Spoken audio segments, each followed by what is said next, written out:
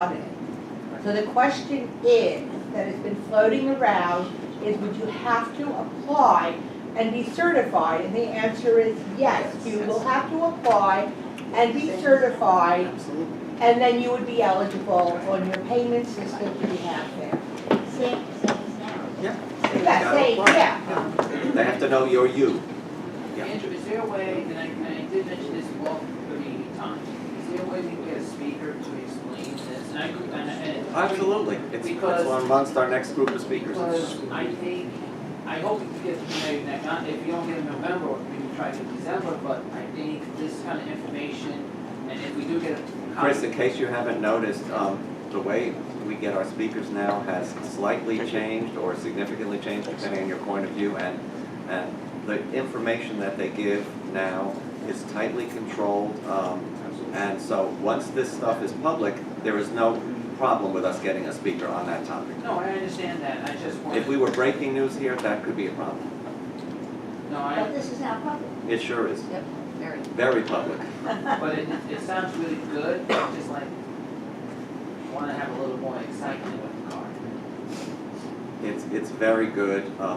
It opens up lots of new possibilities and speeds virtually everybody's ride, no matter which part you use.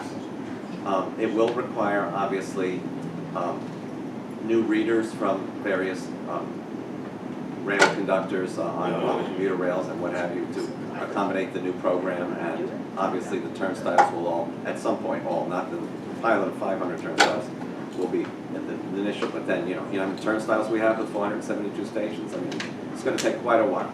Yeah. I was just gonna note, there's gonna be, not this year, but next year, there'll be a fair hearing.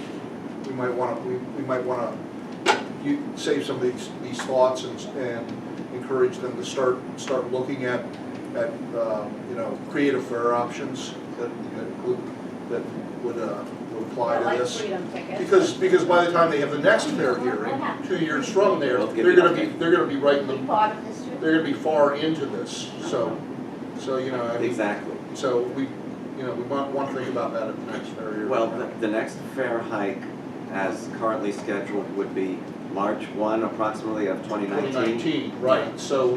They will certainly be well into construction of the new fare payment option. Right. They may even have phase 2, I don't know if it'll be ready by March 1, but. Well, and the next scheduled one would be 2021, where they'll be really into the teeth. Well because they'll into be it. selling these things Right. in retail stores and everything like that. Exactly. So those fair hearings are in November. Yes. Yeah, so I'm just saying we Yeah, probably November, need because to, the vote's always in probably December. need to think about This year? that for next year's Next fair hearing. Right after election day. Quick question on sales. Yes. Was there any discussion that the booth agents would be selling these and still retaining machines? Machines will be available for the MTA issued card. Okay. Booth agents would likely not be selling these. And of course you could, once you've got the card, refilling from your home computer or smartphone or whatever is easily done. Which sort of obviates the need them up for. for other things? Yeah. Okay. Yeah. So they're still on that? Yeah, it's a very exciting development. It's way past due. We're paying people to clean the turnstiles now because how many times have you had your car damaged by an unclean turnstile and or not read? It's because these things get grit in them and dirt in them, and it's just so passé. It's well past time. Edith. Let us remember, not everyone has smartphones, not everyone has a computer, not everyone may have the ability, physical or intellectual ability, to be, dealing with this. I mean, my neighbor down the hall to this day says, "Oh, I wish we had tokens." I mean, he's really a dinosaur. He's a young man, but he's a dinosaur. Young dinosaur. Yeah, he's a young dinosaur. And it really So he's got is- a costume for Halloween already. I don't think Arabs do Halloween. Oh. Yes, they do. Some do. Anyway, Some of everyone does it. let's not get. Okay, but It's like jokes there. but the issue is that it's very That's been thought blasé of. That's to been thought of. say, you know, but the reality is, not everyone can do this. Right, that's why there will still be machines to sell the MTA-issued new fare payment card, whatever it's gonna be called at that point, which you can then also refill from said machine. But will there won't be any station, what I still call token clerks, you know? Right. Well, Station agents. they are that's another issue, which I hope But we there will- are people who go to the booth, Yes. you know, when they were doing the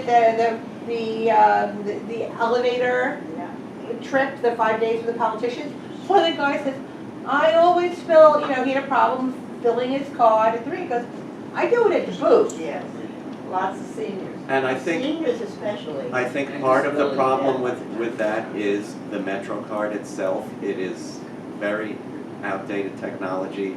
The new card, I mean, if you use Path, for instance, when you refill the Path thing, you just tap it and it's filled. But there are seniors who I get don't paper know Path. how. Which is why, May not even. let me go on, which is why the so-called booth or token booth agents, as you call them, are morphing into an ambassador program Okay. whereby they will not be limited to the booth, they will roam through the station. Hopefully there will be a call button at the booth so that you can notify them that you But need them if they're not visible. live people They will be there to help What color somebody vest? fill the Yeah. card, buy the card, whatever. Gives you directions. No, the burgundy was the last, this is the new vest. This is the new, these Yes. are, yeah, these are different colors. Yes. But there's also, Perfect. depending on how they set up their retail network, that may be, you know, there are some places where you can refill your transit card at a, you know, Dwayne Reed, for instance. Oh, they'll be for sale at lots of stores, or and- banks even maybe. Yeah, and maybe even refill there, you'll be able Well, to take a maybe $20 they'll still bill have the in. senior buses, they still do that. It's anticipated that there's gonna be so many users of this card that banks are gonna have a very large interest in issuing a card, either one of their debit or one of their credit cards with this MTA chip embedded in it, in which case you would be able to even go into a bank ATM and refill. Oh, so this will be also debit and credit cards? Will If have the that's same the option you've chosen. The options are really wide. MTA issued card for those who don't want to use a debit or credit or are not banked or whatever. A debit or credit card from your financial institution, a smartphone app, just lots of things. I have used these systems in Azerbaijan, the country of Georgia, China, Taiwan. They manage them. It works. It works. Yeah. London system is very busy and it works. Anyway, that's the new fare payment, so watch for that. I will see if we can get to be part of the pilot, because I think that would be great. As you heard Bill mention before, the next series of ESI stations, which is 72nd, 86th, 110th Cathedral Parkway, and 163rd Street Amsterdam Avenue on the 8th Avenue line, are the next group. This is the group that was taken away from Judd Lau Contracting because of their incredibly slow progress on the Cortlandt Street station, which really, to be a little colloquial, pissed off quite a few people, including one of the governor's appointees on the board, and who moved to have this vote taken to take Judd Lau out of this. Ironically, Judd Lau is the contractor who will be doing the Canarsie Tube job in 2019. So they were not happy about being removed from this, and we did get a report yesterday that maybe they got the message, because progress at Cortlandt Street has seen an uptick recently.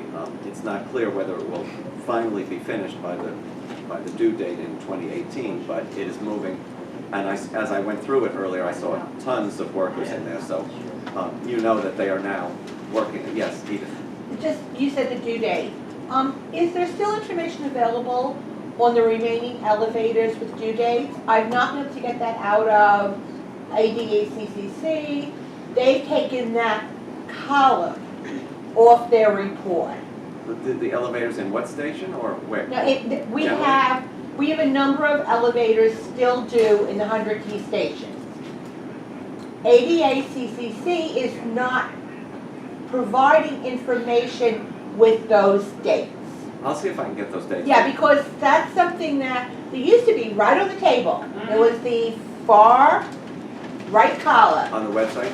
No. They hand out a written, Oh, okay. a printed report every meeting. And it disappeared. Yeah, And they claimed it was never there. Well, the fact it disappeared is troubling because that tells me something has changed. It tells me they're way behind schedule. Could be. and they're not been very active in their letting us know when the meetings are coming up. Glad to know they talk about only worrying about the accessorized, but they're not really talking about what's going on at the ADA Got it, stations, got it. through No, we'll upgrade find stuff. out. And it's kind of, the meeting's getting boring. We'll Right. find out. I mean, you know, ADA is more than accessory. Well, let me just tell you, Too. there are, as there frequently are, there were many public speakers on the issue of ADA and many comments relating to the Enhanced Station Initiative and how that's Yes. just a pretty coat of paint or new lighting and Wi-Fi, but not actually making stations accessible. You knew that. We know that, and not every station obviously can be made accessible, including like 72nd and 86th on Central Park West, where you have some real topography, geography, and land use issues with the buildings on Central Park West, and because the tracks are on top of each other and all of that. But a lot more stations can and should be. And the board has this on their radar now, and they want to see more accessible stations. And I find it not a coincidence that when Chairman Loda held his grand opening ceremony at Bay Ridge Avenue on the R line in Brooklyn, coincidentally, there was also announcement of 4 new accessible stations for Brooklyn, or 5 new. And that's actually not part of the ESI initiative, but it's part of the capital program. You know, you talk about the layers of, we have many stations that are runs above the other, and they are accessible. Yeah, but because of the co-ops and condos on Central Park West there, and because the Central Park's on the other side, it's a very, 110th Street, mind you, where the tracks are like this, where you have the 4 tracks next to each other, and 163rd Street but as Chairman Loda mentioned, people were asking why Archester on the 6th line was not made accessible. Right. And as it turns out, the place where the elevator could go would put the lower level right in smack in the middle of Westchester Avenue, and that would not be a safety. Right, well, you know, it's unfortunately, it's like the These things were Lexington not built with at these things Union in mind. Square, you know, that's exactly, it's like, we would have to run the elevator through the upper level. Okay, but you know, I think that there probably is a lot of creativity that probably could be worked on that is not. I think you're probably right. But there is a lot of, let me move on because we are sort of getting a little late. Everybody, of course, has heard about now the ban on ads Yes. of alcoholic products. That applies beginning at the end of the year. Those that have a contract that extend further into 2018 will be allowed to keep their ads, but beyond that, there will be no alcoholic ads. The only place where this can conceivably be a problem, and it was discussed at length, is on Metro North, Yeah. on the state, on trains that go into the state of Connecticut on the New Haven line, because they are paying for cafe cars. They obviously sell alcohol in their cafe cars. It isn't clear now if, once this goes in effect, if they will have to stop sales once the train reaches Portchester over the New York line, or what. So we are awaiting that. That will be discussed with state of Connecticut officials, and they control the cars. There are obviously the M8s that run on the New Haven line have alcohol ads in them. What would you have to do? Remove them once you got into New York State? So this all has to be worked out with the state of Connecticut. But the board was pretty unanimous. It was unanimous on the issue of removing the alcohol ads. So They represented something like $2.3 million worth of advertising, a really small percentage in the grand scheme of things. I asked if, when the new Outfront digital advertising comes, if existing ads are just going to be replaced in kind with digital ads, or if there's actually going to be more advertising space, which would help make up the loss of that money. And they said they are not sure. They are looking at that. But the chairman made a very positive indication that it would not be hard to replace that $2.3 million worth of advertising. So, goodbye to the alcohol ads. I wonder what the next offensive ad is going to be that people are going to hate. Preparation H maybe or something? Yeah, right. Breast enlargement ads or Museum of Sex ads. Yes. Smoking hasn't been on for years.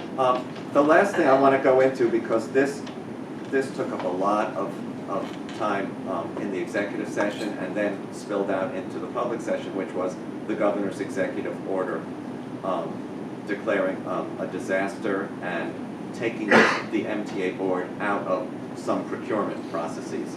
This has not gone over well with a lot of board members. Some have actually shown the executive order and its implications to some attorneys who have indicated this may not pass muster. I don't believe anybody's actually going to take it to an attorney. We are getting the exact language of the executive order and what it means by Friday, by tomorrow. The board is supposed to express their problems with various aspects of the executive order, and it's not even clear if that means the board is not able to fulfill their fiduciary responsibilities, if that's even legal, and if the board would be held harmless from any action arising out of one of these procurements that the board did not get to approve. Anyway, within a week, one of the commissioners who's close to the governor is going to arrange a meeting between the chairman, himself, and the governor and/or the governor's people to see if there is a way around this executive order and getting the board involved. Again, the executive order as it now stands has to be approved every 30 days. That is, today is when it would have to be approved for the next 30 days. The governor. And I asked what constitutes disaster and who would it be up to determine that the quote disaster was not in effect anymore and that things would go back to the way they were, and they said the governor, of course. Fortunately, nobody has died from, no bridge has gone down, nobody has been killed by a derailment. We're very, yes. We definitely want the work to be done. Probably if I asked, is this a scheduling issue that the board can't meet to do these procurements in a timely fashion, and so the management has to make these decisions? And they said that's partly it. So I said, so then it could have come to the board, and the board could have said, if we can't meet in a timely fashion, we authorize, and that would have undone a lot of the objections. And they said, yes, that probably would have been a better procedure, but it did not happen. Andrew, Yes. so is this OGS that would do it instead? Who's doing it? The agencies, like New York City Transit, and the chairman would approve that. But There's a possible opportunity to move to that process in the next 30 days. it is possible, That and would be people are looking raised for and, that. But this took up an awful lot of, it's a very hot issue on the board. And, it's getting into some predictable, so who is in what camp. But I think pretty much everybody is together on, if this is happening, what constitutes a disaster, how many people have to agree that it's a disaster, what would you have to see as evidence that that things are turned around before this would be lifted? And once given this kind of power, is anybody likely to relinquish it? All of these are an issue, right? Right. And so, stay tuned, because this one is a hot one. Yes, Trudy. On a different hot issue, was there any discussion or has there been about congestion pricing? And where do we stand now with this? I'm amazed to say that I think a lot of folks on the board are in favor of it, including the mayor's appointees, even though the mayor is not. David Jones has written something in favor. Of course, Veronica has. She joined Scott Reckler in the Wall Street Journal thing. I'm convinced that it's gaining traction, to be quite honest. But was there, I know this, and it will also probably be in January in the State state message or something. But what I'm asking is, was there discussion, aside from the private discussion among people, as far as any formal or informal? Last month, the chairman, in response to some of the board members' comments, acknowledged that the MTA needs a new dedicated source of funds. We cannot continue to do the 4% every other year into eternity. There needs to be another way to support the system, and pretty much everybody agrees with that assessment. But what I'm asking specifically, Congestion pricing has been mentioned as one of the possible options. Of course, some people are still looking for the millionaire's tax, but yes, congestion pricing. aside from the mayor, is there anybody else looking to do it? I haven't heard. Citizens Committee from NYCTRC. Andrew? Have they come out for the millionaire's tax? Oh, not the millionaires. Oh, for congestion pricing. Congestion, oh yeah, no. Oh, yeah. Everybody is getting on board slowly but surely. Andrew? Yes. Very important question to ask, because I don't want to use this as old business, I want to say this. Did they ever discuss about the freedom ticket? Bradley testified at yesterday's meeting, and we are continuing to, I keep bringing it up to Bob Ferran and anybody I see who's in charge of it. We're not letting it lie, I can tell you that. Also, in regards to Freedom Ticket, speaking with the Chief Development Officer, Jano Lieber, who was in charge of East Side Access, it now looks more than likely that the work that Amtrak has to do in the East River tunnels, the 4 East River Yes, I tubes, know.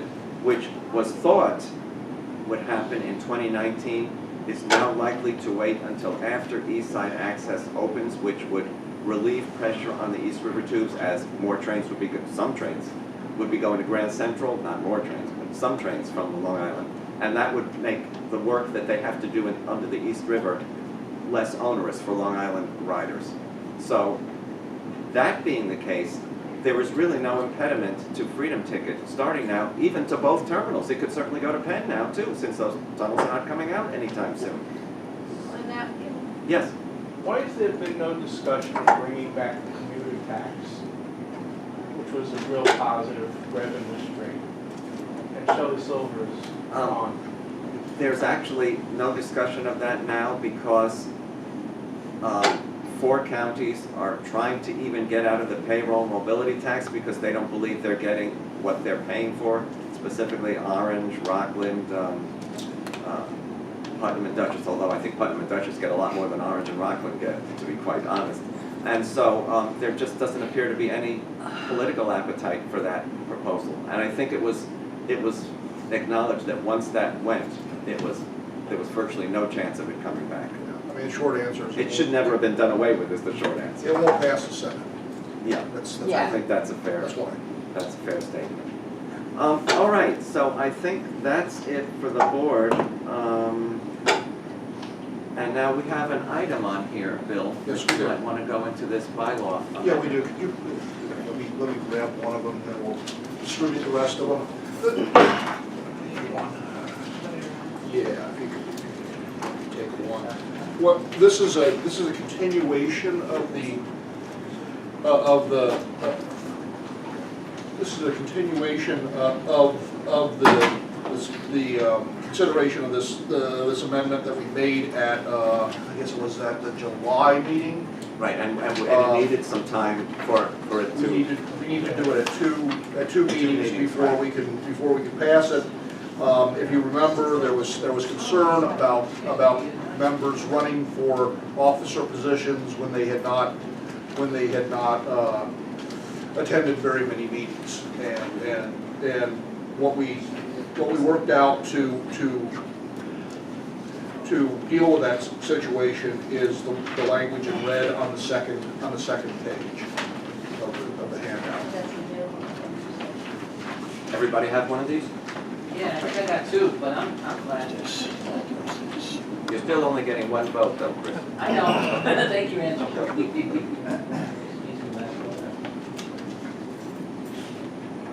Essentially, what what it means is that if you want to run as an officer, you can't be absent from 3 or more regularly scheduled meetings in the preceding 12-month period, unless you have you have an excuse that is approved by the chair, the vice chair, and the members of the executive committee.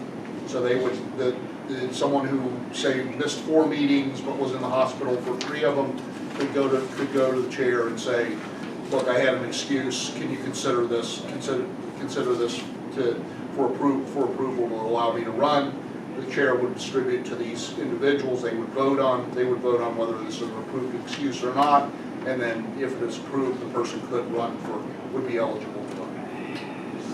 Anybody have any questions or comments? Yes? Shouldn't it, it seems to only apply to incumbents, because a non-member can't miss meetings. So if you're an incumbent, A shouldn't it non-member of Right.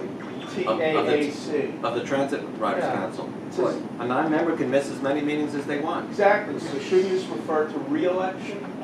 No, because you have to be a member of the TRC. No, to I be- mean, you could be running for it, and they would look at your attendance and say, you know you missed 4 meetings. And then you would say, but I was in the hospital for those 4 days, and then you would be allowed to run. I understand there are You can't be an Not to be officer, you can't be an officer unless you are a member of the Transit Riders So Council. it's That not- makes it very clear. That is my question. That's not an I important wasn't talking distinction. about excuse. You don't have to come Yeah, in. but you become a She answered member my You by got it. being You got it now, right? appointed Yeah, by a politician. Sure. Any other By an questions? elected official. I'm sorry, an elected official. It's kind of like the lotto, I guess. You got to be in it to win it. Yes. That's so long. Seeing no discussion, yes, Stuart.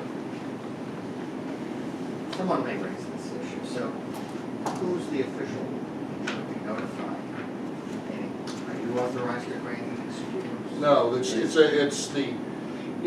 it would be the existing officers of the Transit Riders Council, so the chair, vice chair, the members of the executive committee, and they would vote, they would basically vote to whether or not to authorize an excuse. If it was one of them, they would be voting to excuse Yeah, themselves, I would think right? I would think in that case, I would think they would recuse But themselves you from would the call vote, Deb but, or you you know, right, to inform you of the fact that's more that. of a general kind of principle to use. I mean, yes, you would call the office You would to notify. inform. Yeah, Right. they When I would was in the notify hospital, I myself used or to Andrew, meetings. whichever, the And I executive called director the or Andrew. office each time saying, Right. I'm in the hospital, I was operated on, and they knew that I was They excused. conveyed that to the. But, yeah. They conveyed that to the chairman. We offered to move the meeting to her hospital room, but she declined, Or the so. hallway. Or the hallway, right? Yeah. With the dial and with the cell phone. Well, I said I would do it on the phone in between gasps. Between gasps, yeah. But yeah, I mean, it is an issue it's an issue for everyone, but certainly there are people on the committee that are, the council that are very concerned about it. You know, I think it's reasonable to require somebody who wants to be an officer to come to the meeting, so. Can we move to a vote on this? And then it becomes incorporated into the bylaws, correct? Incorporated into the bylaws. Okay. All those in favor of this amendment? No,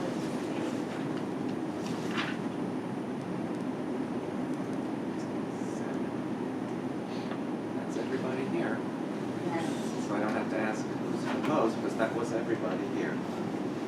All right, thanks. That is now part of Okay. the bylaws. Okay, so we'll make that change in the, Yes. sort of the copy. We did have the one, statement on the, Oh, yes, yeah. yes.